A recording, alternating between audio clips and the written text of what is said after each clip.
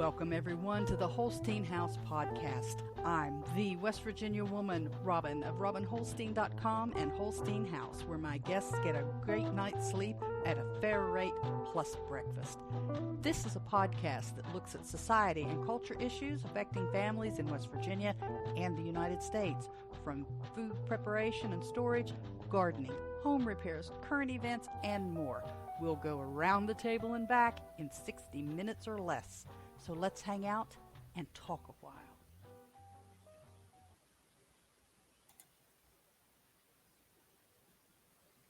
Good morning.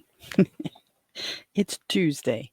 And this, as you can see, is I think I point this way. This is a pre-recorded Tuesday. And hopefully this will be the last pre-recorded one for a little while. Today I want to kind of talk to you a little bit about just some general things that are going on. And but there's two topics I kind of I'd like your opinions on, and I'll share that with you. One is it legal? It's an article that was posted recently locally. Is it legal uh, to harvest rainwater in West Virginia? And I just kind of want to talk about whether it's legal to harvest rainwater where you are, whether it's in West Virginia or Puerto Rico or South America or wherever you happen to be this morning, or at the time that you see this, because you can always post your comments later. For those of you who've been following me for a little while, you know that I've had a thing going on at our church on Tuesday mornings, and today's the last Tuesday for that. This is Tuesday, July the 18th. So if you see this later, that's what that is.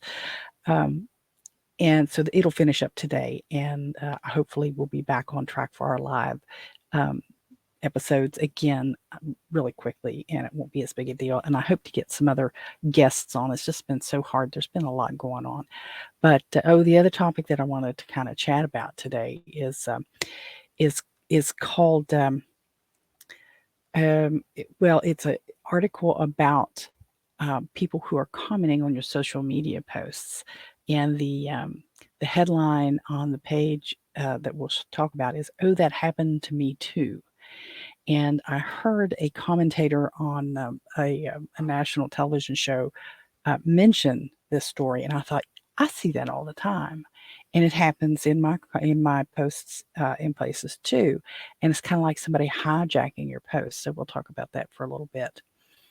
But first, I just want to thank you for joining and invite you to share if you find any information here that is useful to you. Every now and again, we do say something that's relevant to things that are going on. And if you would like to join in the conversation over on Telegram, it's t.me/Holstein House, HOLSTEINHOUSC, t.me/Holstein House. So we have conversations over there. You know that my dad has not been well, and he is better. He's better, but he's having a lot of issues with his arthritis. So it's getting more difficult for him to move around, and it's getting more difficult for me to convince him to move around. And the less he moves, the more it hurts when he does move. And I think most of us have seen those cycles before ourselves. You get in the habit of not moving around much, and then when you do, it makes all your muscles and tendons and things really sore. Well, his arthritis is in his lower back, not uncommon with a lot of us, and in his hip. And so it makes it hard for him to get moving. It's osteoarthritis. And the doctor, his general practitioner, has prescribed him a couple different medications that don't help him much. And he doesn't like the high-powered opioid types because they make him lightheaded and dizzy and affect his bowels. And he just doesn't like the idea of using an opioid. I'd like to get him to a specialist, but I don't think he's going to want to add another doctor to his list. He's got quite a few now. So the inhaler seems to have been helping, although he had some trouble with that initially. He did tell me yesterday that he was feeling better. Talked to him quite a while. I was on the hands-free while I was doing some bank deposits for the church, and our deposits and Dad's deposits yesterday. So it takes me about an hour and a half or so to make that big round trip. So after part of it, I called him up and asked him how he was feeling, and we had a long chat just about stuff in general. But Yeah, he's having a hard time getting around. I suggested to him to get it. He does have a walker. Uh, I think some countries call it a Zimmer frame, but it's the aluminum device that so many older folks or people who've had surgeries and stuff used to get around with initially. And I said, get that out so you can lean on it while you're trying to move around so that you can help loosen yourself up. And he said he had a little bit. I don't know whether he did or not. He'll fib to me every now and again just to shut me up. I the I don't think no, I wouldn't have talked to you guys about it yet. On Saturday, I got a call from my friend Diane, her daughter. That Diane has gotten worse, and she was in the hospital, and the nurse started talking. She's not going to make it, and probably won't pull out, and she just really had a bad time. Now, Diane is the woman who I had asked for help with early on with the podcast and broadcast because she needs a liver transplant. And I had gone through the steps, the process to see if I was a donor. I was the right blood type, and I was under the maximum age, but only by a couple of years. And I was told I didn't qualify for a couple different reasons. And one of them was I was too close to the age, and one of them was some of the medications I take. And what they do, if you're not aware, is the donor, the liver will grow back. So a live liver donor will have about 2/3 of the liver removed and placed in the recipient. And then you go through a healing process and your liver grows back. It's a big major surgery. It's not like a tonsillectomy or, something like that. It's a big, hairy deal to have that done. Well, when Brienne called me Saturday and told me that Diane was in the hospital not doing well, she was hallucinating and she was um, agitated and not cooperating. They didn't think she would make it, and so could I come, and visit with her?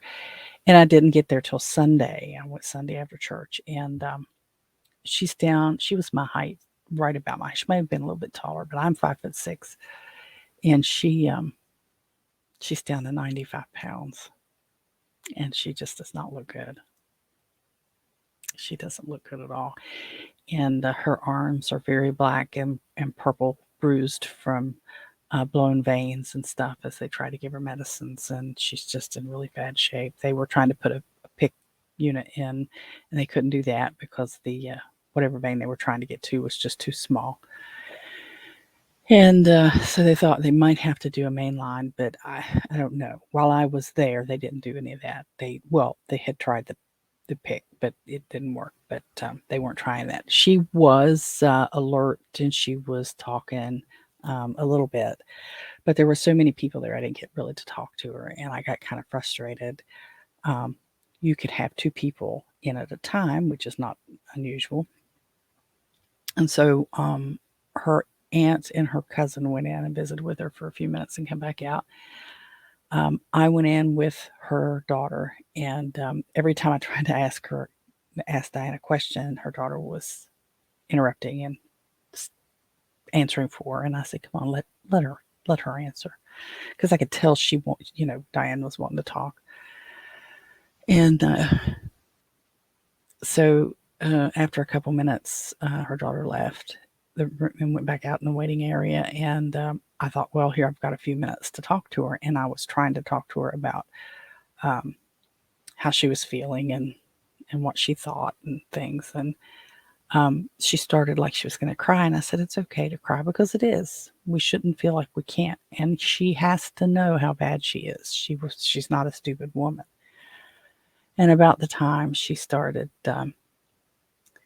crying, trying to tell me what all other hospitals she's going to go to, which she probably isn't going to go to. Her husband came in and interrupted and said, "Oh, don't cry, it's okay, it's okay." And I just was so frustrated because I couldn't talk to her. That I told her, I said, "Honey, I'm gonna go." And I had given her a sheet that has my phone number on it, and told her, I said, if you can't dial the phone, have someone call me. If you want to talk to me anytime, just call. And I told her that she's on our church prayer list for, all the whole time from the time she told me she needed a liver donation to last Sunday. And she started to water up a little bit about that. And I went ahead and laughed because, I mean, it just her daughter-in-law came into, well, not her daughter, they're not married, but her son's girlfriend come in and just run her mouth, but kept talking. And it was like, I just want to look at her and say, shut up and let this woman speak. I mean, I didn't say these things. Understand that. I didn't say them. But I was really frustrated because they won't let her talk. I mean, even if she doesn't make any sense, they're interrupting and they're talking at her. And I wanted to talk to her a little bit about, just things in general. I mean, we've known each other, God, 30 years or so. And they just kept interrupting. I wanted to hear what she thought. I wanted to hear what was on her mind. And couldn't do it. Because people would just come in and run off the mouth and you couldn't say a word. But anyway, so I went ahead and left. I'm going to try to get up there today for a little while. If she's up to it, I'll have to.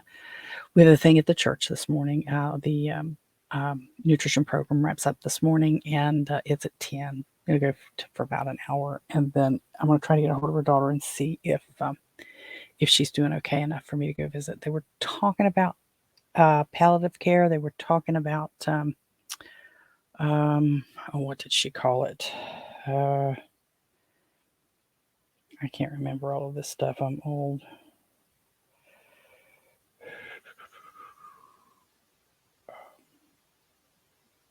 Skilled nursing. They do that all the time now. Skilled nursing, but to help her get up and walk, and I'm thinking, oh my gosh, to quit torturing that poor woman. But maybe she wants it herself. I don't know. Everybody has their own thing, and that kind of brings me to the article.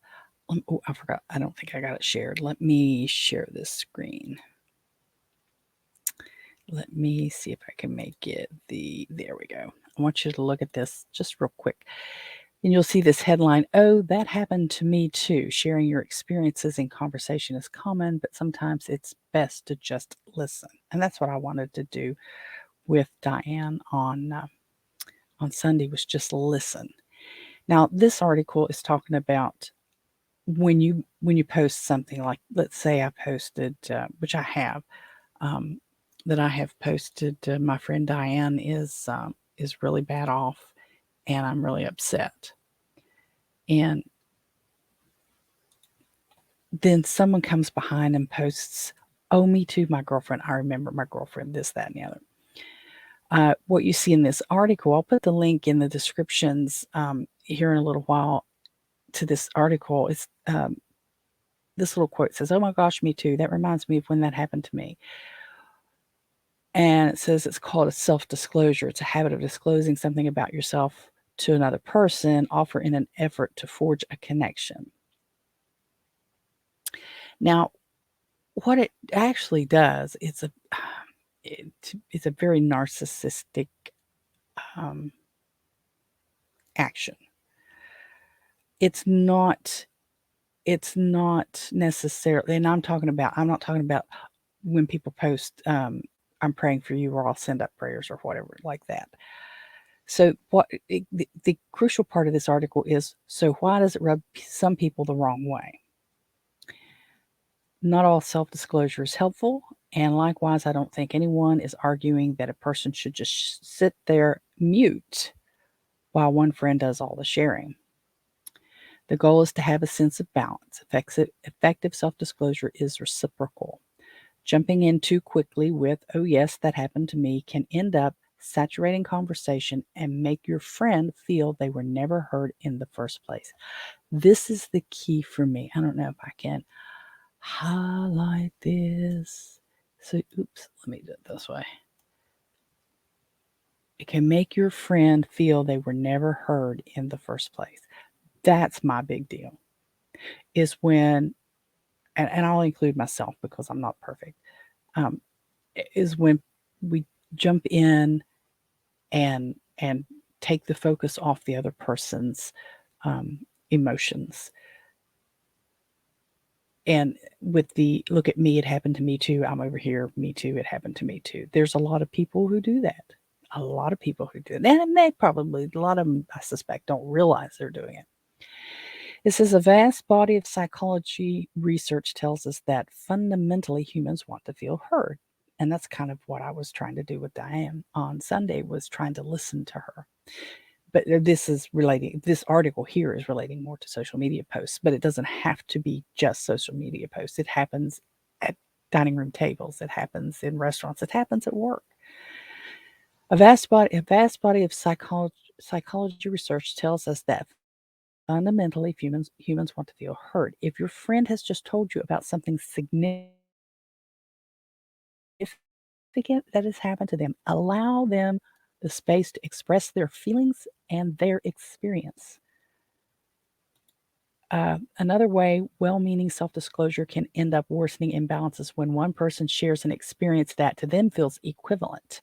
Now, this is to them, not to you. So you post that, oh, your dog died, and someone else, and you're really upset, your dog, your cat, whatever, and somebody else posts, oh, I had a dog and it almost died once, and I know how you're feeling. No.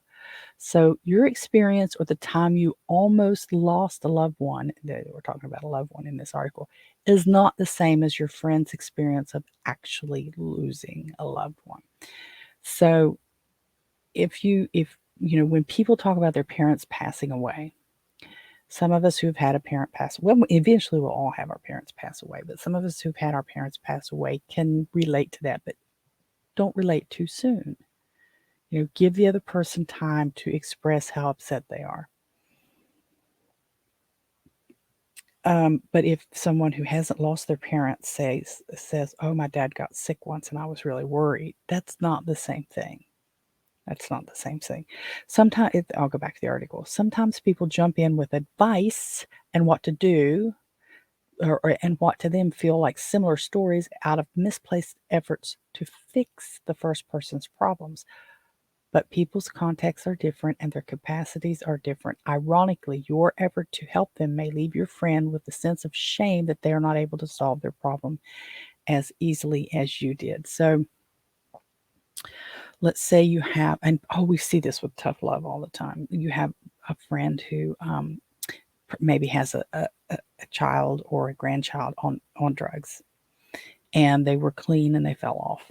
They started using again, and you had a son or daughter that was using, and you cut them off completely, and they eventually, whether related to you or not, they eventually were able to get clean and stay clean. And you tell the other person who's struggling with these emotions, well, I cut my daughter off. What you need to do is just simply cut them off completely. Don't talk to them, put them out of your house, and they'll eventually clean up. No, that's not necessarily true. And saying that way can make the other person feel like they're a failure, or they're not um, worthy because they can't meet your level of requirements. And this then it comes as not a competition. Not every clash over self disclosure is about grief, of course. Sometimes it can happen over seemingly banal things, or banal things. You're happy about a minor achievement, but after sharing it with a friend, they say they did it too. So I quit smoking. Oh, I did too. Kind of takes the focus off of me. I'm wanting to share something. And instead of saying, congratulations, I know how hard that was to do, you say, oh, I did it too. So you're trying to horn in on their success, and then you can cause them to feel inferior.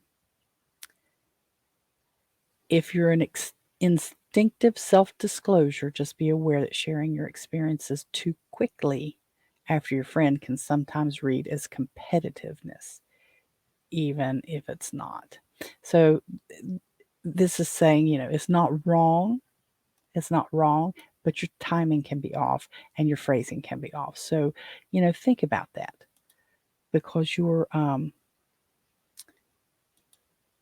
friends need to express themselves. Of course, women do this more than guys, but your friend needs to be able to be free to express themselves, to share.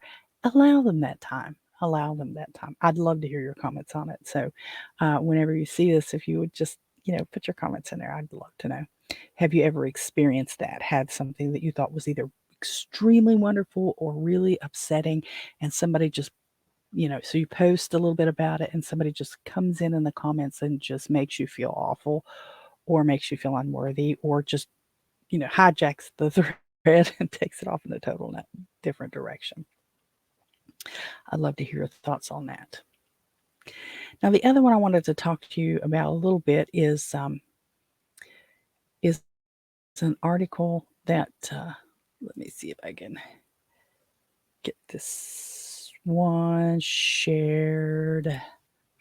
Share this tab instead. Did it work? Oh, I think it did.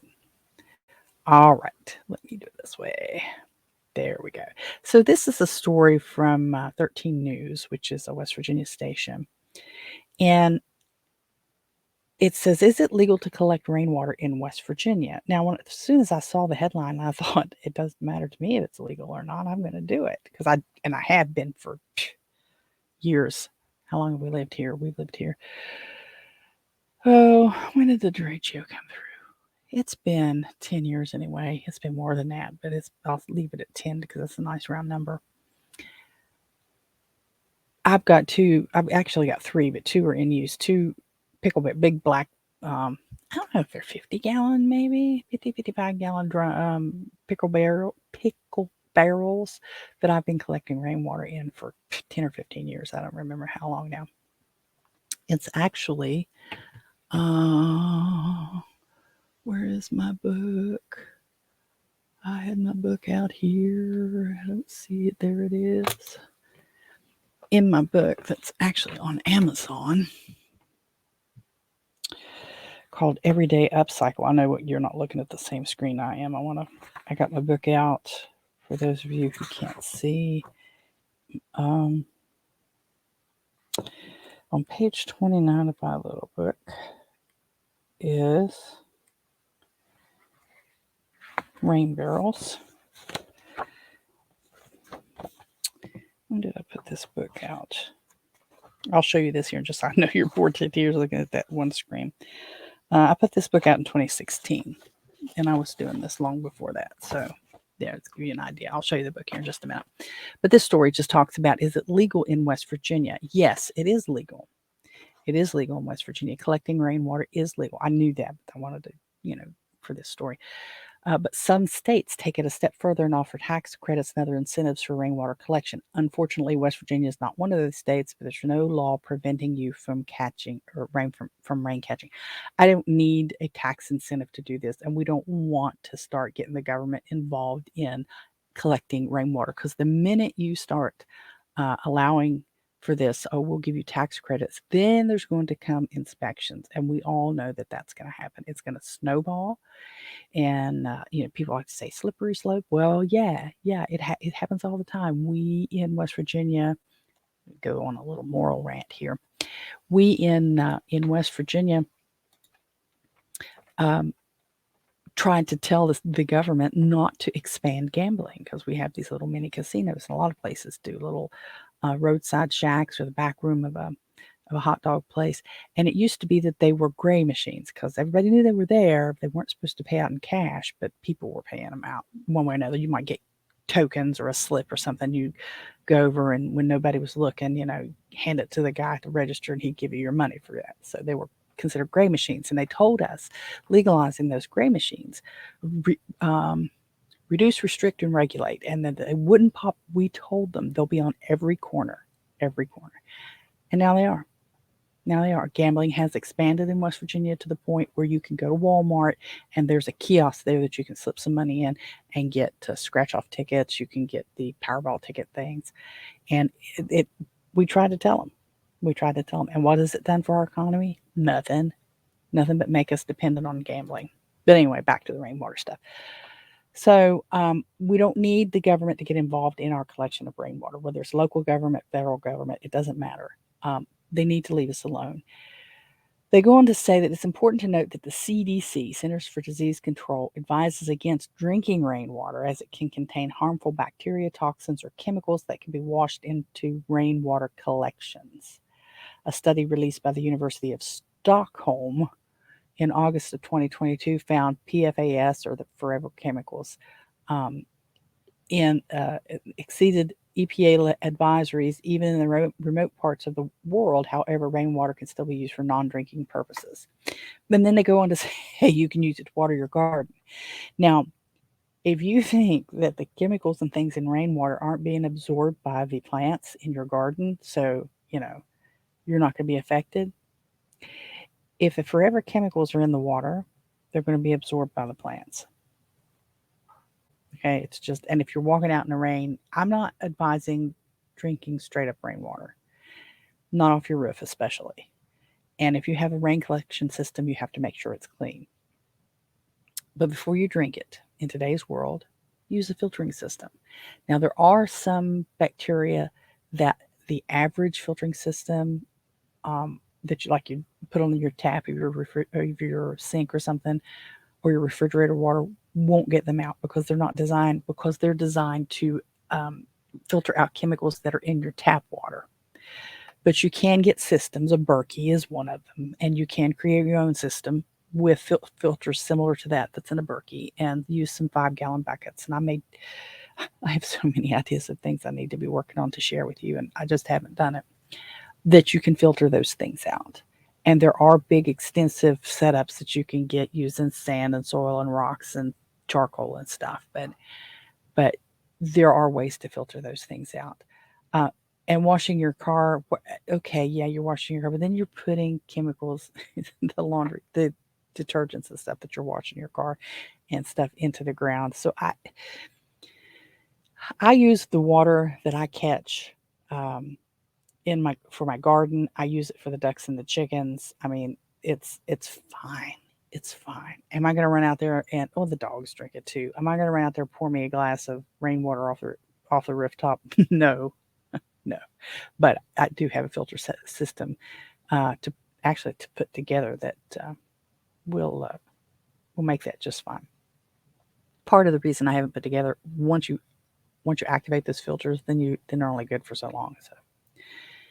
But this article and this article, the link to this article will be down in the description. Some states take more of an active role than others when it comes to rainwater collection. In Rhode Island, any individual or business that installs a cistern is entitled to a tax credit equal to 10% of the cost of installing the collector. So as long as it doesn't exceed $1,000.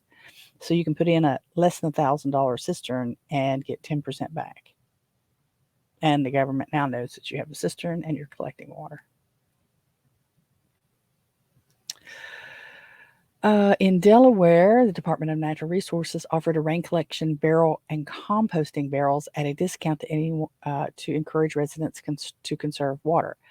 And again, they know that you have rainwater collection and composting barrels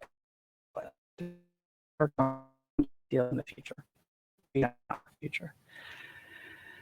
It says in Colorado, residents are only permitted to collect 110 across 2 barrels at a time. Can only use it on the property it was collected and can only use it for outdoor purposes like gardening, not drinking. Now, why is it the government's business whether you're drinking that water or not? Whether you're putting it through a Berkey and drinking it or not. It's not any of their business. In Illinois, rainwater collecting systems are only to be used for non-potable or non-drinking purposes. See, they have to put non-drinking in parentheses because they don't teach people today what non-potable means and what potable means. It must be constructed in accordance with Illinois plumbing codes. Plumbing codes. So either you have to know the code or you have to hire somebody to do it. In previous years, Morgantown is in West Virginia. It's where WVU is located. Morgantown Utility Board has offered workshops that teach attendees how to set up their own water collection barrels at home and provides them with materials needed to do so. However, as of the publishing of this article, which was last week, I think, no dates or times have been announced for the rain barrel workshops. I could do a barrel workshop, not hard at all. The biggest thing with the rain barrels is keeping them clean. All right, let's see. I mean, you get a couple barrels, you get some screen and a tap, a spigot. You need a spigot to get the water out. So, and if you're going to connect them, you need a piece of hose to connect them. It's not a big deal. It's really not a big deal. Oh, the book. I was going to show you the book. So this is the book that I wrote. Let me make sure. Everyday Upcycle. What you can't see because I'm not that good at design is it says up here, it's still good, meaning it's stuff that you can reuse. Everyday Upcycle, 15 projects using everyday items. And this was published in 2016 and it's still out there on Amazon. It's on the links in the description. There's my rain barrels. And so these are the pickle barrels. This is the spigot. The hard part is getting the spigot in there because if you're like me now, you're too fat to crawl in the barrel. And what you don't see real well here at the top is screen. So I use a screen on the top of the barrels to catch debris that's running off the roof. And you want the spigot, see that spigot there, up a little ways from the bottom so that some of that debris that does get through can settle in the bottom and not get flushed out when you use it. But this is on Amazon. This book is on Amazon if you want to get it. I think it's like 99 cents or something. It's not a whole lot. It's a print on demand thing, so it's always in stock. There's a link in the description below. But let's see what time is it. I got to watch the time today. That's pretty much really. I just this mess.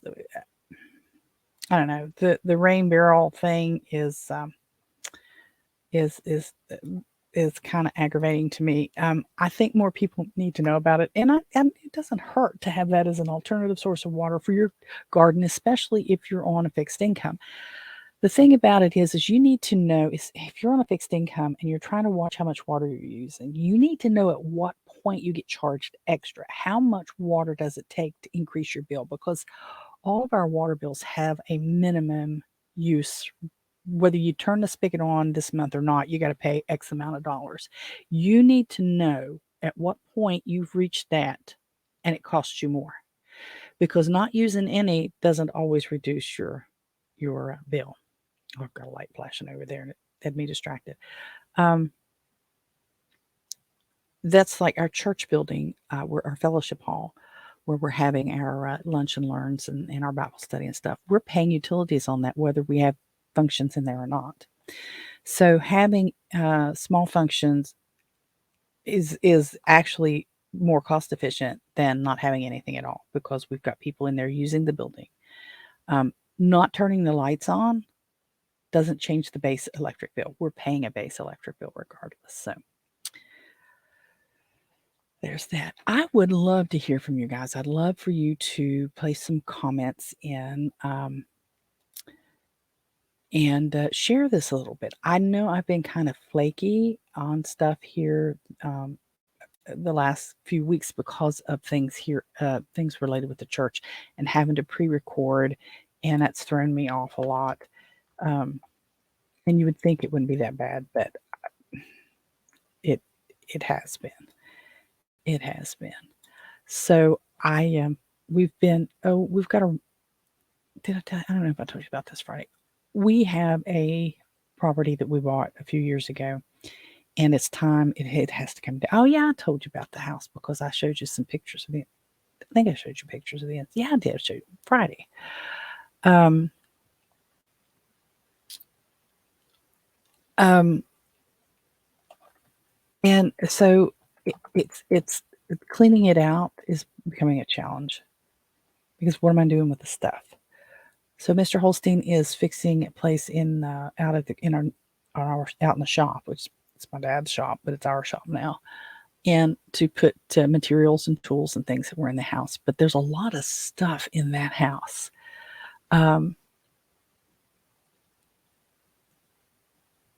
And I'm debating with the clothes. The clothes are really old, and they are they're going to smell because that house smells. So I'm taking plastics and things out of the kitchen. I'm cleaning them up and I'm posting. I've got some. They're Corelle yellow butterfly or golden butterfly pattern. It's a huge double set.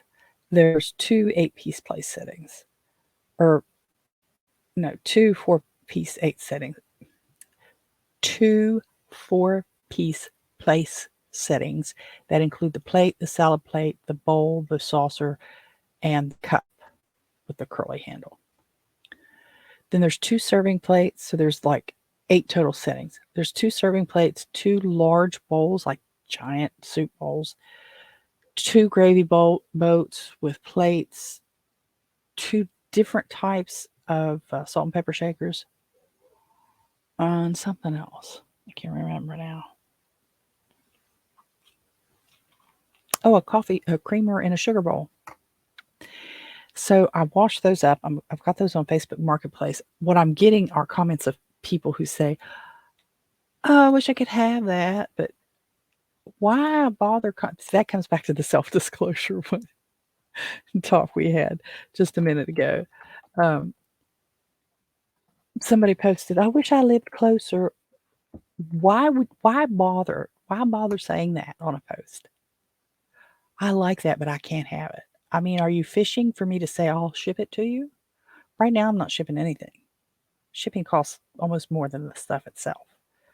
So if I don't get anything on Facebook Marketplace, any nibbles on that, I'm going to probably give Noster a day or two, post it up and say, if anybody's interested, here's this, message me and see if I can get that worked out. And then if I can't do that, I'm going to put it on the eBay. Somebody will take it on eBay.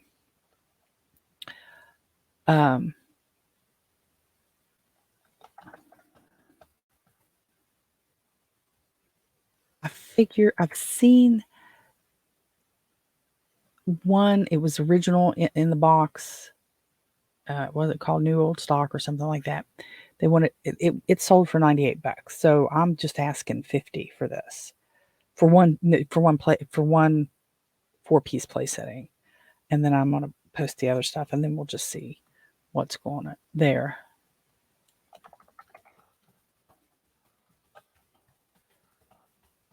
And so, but the clothes is the issue. Do I send those clothes to Heart and Hand, to Goodwill, to Salvation Army, to Mountain Mission, Union Mission, and let them deal with the smell and the dust? And or do I? I mean, I can't imagine people would want to buy that stuff. Now, Mr. Holstein said he saw a couple things that may be considered collectible, so I may set those aside and try to sell those first. But also, just tons of kit. I mean, it's just going to be tons of stuff. I don't know how we're going to shift it at all, but we're going to have to get it sooner or later. It's going to have to be done before winter. It's going to have to be done before winter. So that's throwing me off on all kinds of stuff too. It's throwing me off on my garden, which is starting. Some of the tomatoes are starting to come in. The vines are getting unruly because I didn't tend them properly. My pepper plants are not doing well. They don't like where they're at. So I'm going to have to rethink where I put my pepper plants. I'm considering a second garden. That'll be another conversation. And a fall garden.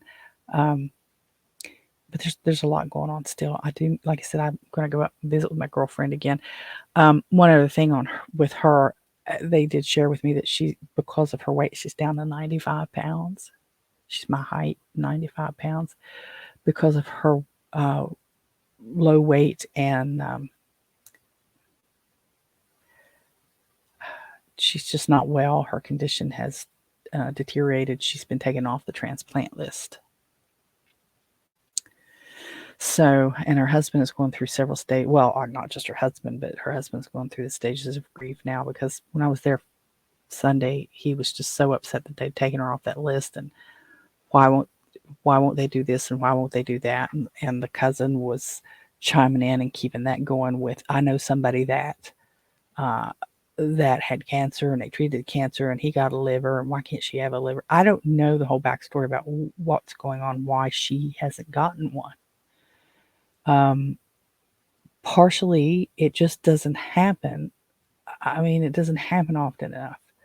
and her health has deteriorated. She's really been bad for a long time. So I suspect that she went bad quickly, bad enough to take her off the list quickly. And they were just, trying to help her get to improve to where she could get back on the list. But I had a cousin that it's different, but it's kind of similar.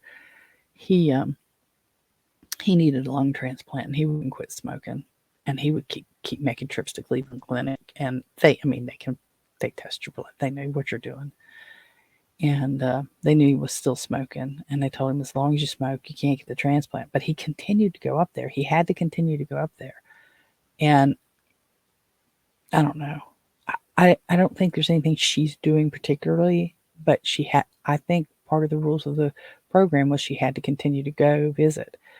But I know the past several months she's just been sick, and she's had fluid on the lungs, and I just think she's, well, you know, I don't have to explain it to you. Collection. Oops, sorry, collection there. So I'm going to start wrapping this up. We're 40 minutes in, and I've got a lot to do, and I got to get this posted so that it'll hit at 10 o'clock, so you'll get to see it, and you'll at least have a little bit of something to look at, because Carla says she can't get dressed on Tuesday mornings unless the show's on. So Carla, if you're there, here you go, honey. And so there's not a special promotional code right now going on, other than Podcast 5 for Holstein House, if you want to come to Holstein House. So if you are traveling to or through West Virginia on the Turnpike, which is Interstate 6477, and you need a place to stay, consider Holstein House. We accept Airbnb. That's fine. We prefer direct book, and you would go to robinholstein.com and go to Holstein House on the menu, and look at the direct book option there. And if you use Podcast 5, you'll get 5% off your stay. We also use the new AirBTC, airbtc.online. It does sound odd, but that's what it is, airbtc.online. And you'll go there and check the properties and look for Holstein House there. Holstein House Guest Room is the name of it there. I worded it a little differently because the way AirBTC is set up, there are houses and there's rooms and there's camping and all kinds of stuff. So I wanted to make clear that this is a guest room, not the whole house. But you can go there and pay with Bitcoin. That works too.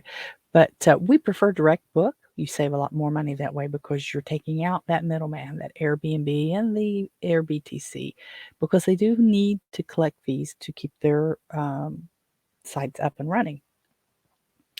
And we shared a few weeks ago how Airbnb takes almost $10. So if my room is $50, you're going to pay $60. So it's much cheaper to direct book. Plus you get specials and special treatment and stuff too. So we have some packages out there for that. But yeah, use Podcast 5 and you will get 5% off your stay. So go to robinholstein.com and choose Holstein House from the menu. And if you made it this far and you like what you heard, or you kind of think you want to hear some more, or you're just interested enough to say, well, we'll give her a little more time to see if we like her, go ahead and hit the like or subscribe, whatever it happens to be, whether you're on the podcast or whether you're on YouTube or Rumble or something like that.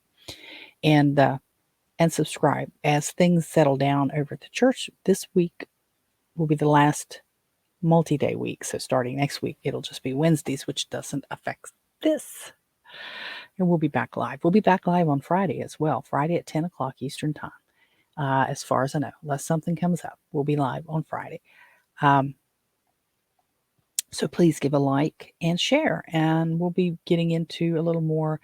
Hopefully I can get some more videos up with, I say more, I haven't done one for a long time. Get some videos up on things that you may be interested in. Some thrifty things, some garden things, some chicken and duck things. and maybe some canning things. It is canning season. Oh, I have ordered. How could I forget? I have ordered a steam canner. I did. So we'll see about that. Um, I'll share with you. I'll do a box opening and uh, make a note to myself. I'll do a box opening. I think it's supposed to be here Friday. I think it's Friday, and then we'll maybe make some jam or something easy because the steam canner takes the place of a water bath. So that'll be fun. So I'm going to call it there and start wrapping that up. And I do appreciate you being here with me. And I do appreciate you coming back. I appreciate your comments too. So please, please give a little comment on that. Let's see, where am I? Okay. So we're going to call it. And I will see you on Friday. Bye-bye.